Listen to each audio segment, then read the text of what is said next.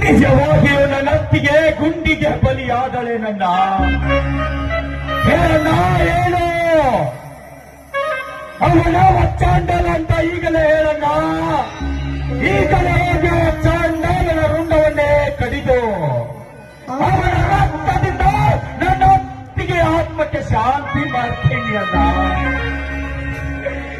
ಹೇಳಣ್ಣ, ಹೇಳು, ಹೇಳಣ್ಣ.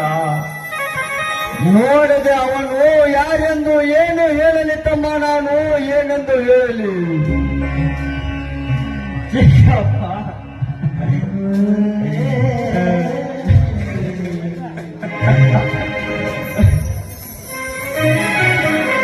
ಅತ್ತಿಗೆ, ಅತ್ತಿಗೆ,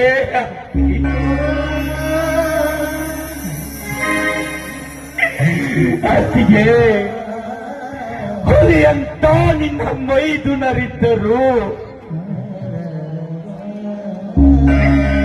ನಿನ್ನನ್ನು ಗುಂಡಿಗೆ ಬಲಿ ಮಾಡಿದೆನಲ್ಲಪ್ಪ, ಗುಂಡಿಗೆ ಬಲಿ. ಅತ್ತಿಗೆ,